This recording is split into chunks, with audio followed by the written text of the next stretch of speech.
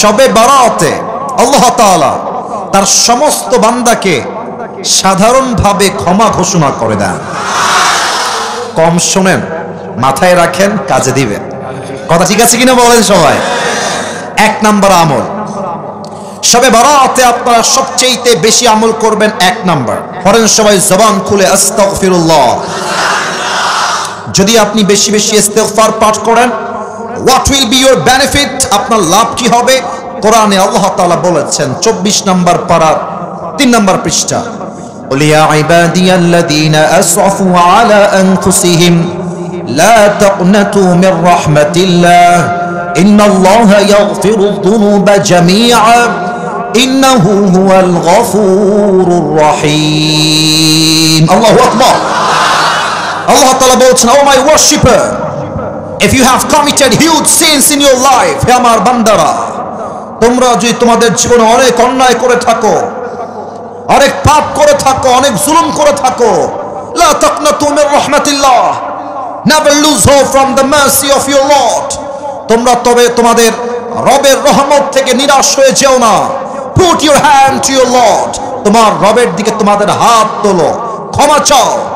ইন্নাল্লাহা ইয়াগফিরু যুনুবা জামিআ, তুমি ক্ষমা চাওয়ার সাথে সাথেই আল্লাহ সুবহানাহু ওয়া তাআলা will forgive all the sins of your life. বান্দা ক্ষমা চাইতে দেরি হয়, আল্লাহর ক্ষমা করতে দেরি হয় না। এক নাম্বার, সবাই পড়বেন বেশি বেশি ইস্তেগফার। একবার সবাই প্র্যাকটিস শুরু, আমার সঙ্গে ট্রাই করেন। সবাই পড়েন আস্তাগফিরুল্লাহ।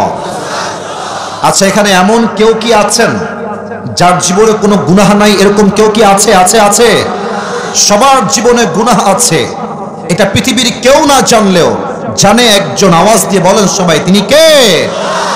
পৃথিবী না জানুক আমি তো জানি, আমি কি পাপ করেছি হায়, আমার পাপের করলে বিচার, বাঁচার আমার নাই উপায়, দয়াময় প্রভু মাফ করো আমায়, মাফ করো আমায়। প্রণামে এক নাম্বার সবাই ইস্তেগফার পাঠ করবেন। 2 নাম্বার আমল, সকলেই শবে বারাতের পরের দিন নফল রোজা রাখবেন।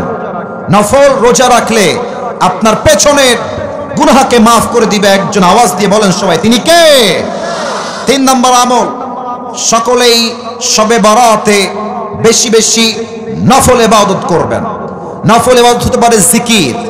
সবাই পড়েন সুবহানাল্লাহ। এত আস্তে না, বলেন সবাই সুবহানাল্লাহ। সকলেই পড়েন আলহামদুলিল্লাহ। সকলেই পড়েন লা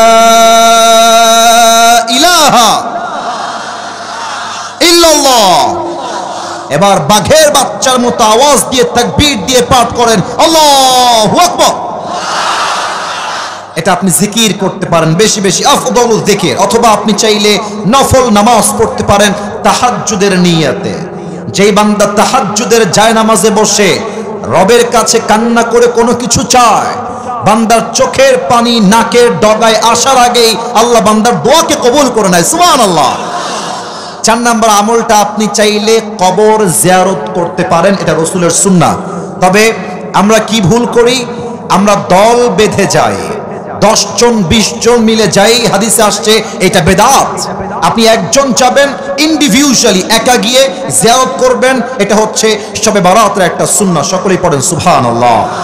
আয় আল্লাহ, আমি অধম আজকে যে কয়েকটি আমল সবার সামনে জিকিরের ব্যাপারে, আমলের ব্যাপারে মেনশন করলাম, আল্লাহ তুমি সবাইকে এই আমলগুলো করার তৌফিক দাও, আমি সহ সবাইকে। পড়েন আমিন। আর মাথায় রাখবেন, শবে বারাত কিন্তু হালুয়া খাওয়ার রাত নয়, হালুয়া রুটির রাত। এটা আমাদের সমাজে ট্রেন্ড হয়ে গেছে। শবে বারাত আসলে মা রুটি বানায়, হালুয়া বানায়, সমাজে সবাইকে দেওয়া লাগে। মাথায় রাখবেন, এটার কোনো অস্তিত্ব হাদিসের ভাষ্যমত অনুযায়ী নাই, ঠিক কিনা বলেন? 2 নাম্বার, শবে বারাত আসলেই মাজারে কবরে লাল শালু দেওয়া হয়, লাইটিং করা হয়, এটা স্পষ্ট বেদাত। শবে বারাতে লাইটিং করা, মাজারকে আলোকোজ্জ্বল করা, লাইট দিয়ে পুরো কবরস্থান ভরে ফেলা, এটা হাদিসে নেই।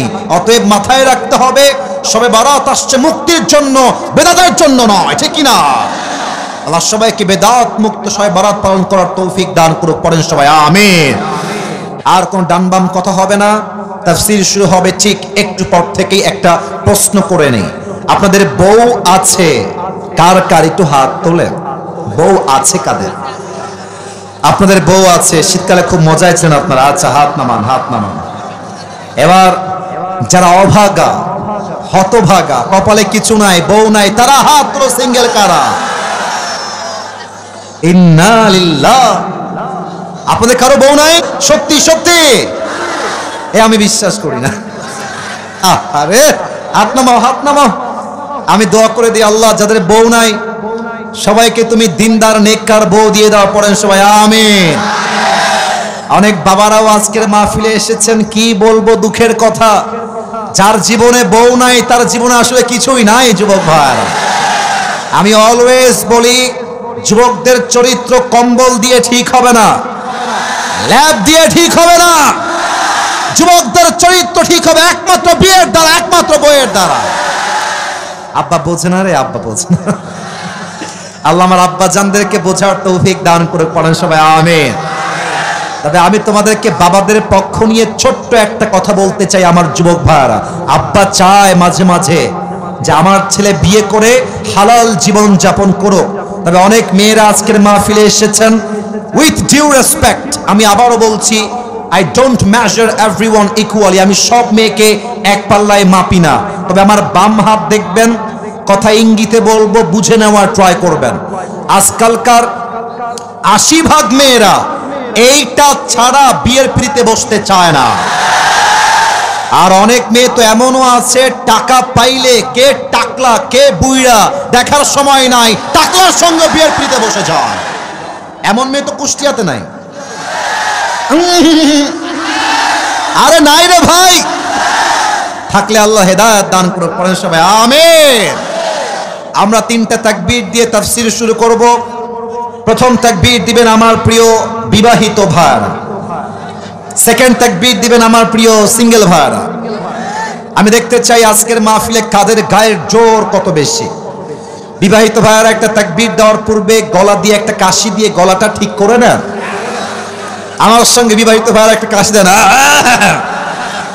আমার আব্বাজানরাও কিন্তু খুব কাশি দিচ্ছে। আজকে যুবকদের খাওয়া নাই মনে হচ্ছে। দেখা যাক কারা জিতে আজকের মাহফিলে। সিঙ্গেলরা কিপ কোয়াইট, কিপ সাইলেন্ট, তোমরা চুপ থাকবা। বিবাহিত ভাইরা তাকবীর দিবেন। বিবাহিত ভাইরা আমার সাথে তাকবীর দেন। নারে তাকবীর। চাচা মাশাআল্লাহ ফাটাই দিয়েছে একেবারে, মাশাআল্লাহ। বিবাহিত ভাইদের তাকবীর আজকে আমি বলি ফেব্রুয়ারি মাসে যত জায়গায় বিবাহিত ভাইরা তাকবীর দিয়েছেন, আজকেরটা টপ লেভেলে ছিল, খুব ভালো ছিল, মাশাআল্লাহ। আজকে এই মুহূর্তে এখন দিবেন আমার প্রিয় সিঙ্গেল ভাইরা। সিঙ্গেল তোমরা একটু কাশি দাও। আমি কিন্তু মাফ চাচ্ছি, আগেই দেখা যাক কারা জিতে। আমি কোনো দলের পক্ষে এই মুহূর্ত নিচ্ছি না। সিঙ্গেল ভাইরা তোমরা এবার দেখাই দিবা কাদের গায়ের জোর আসলে কত বেশি। দেখা যাক কারা জিতে। সিঙ্গেল ভাইরা নারে তাকবীর। বিবাহিত ভাইরা আমাকে মাফ করে দিও। সিঙ্গেল আজকে জিতে গেল।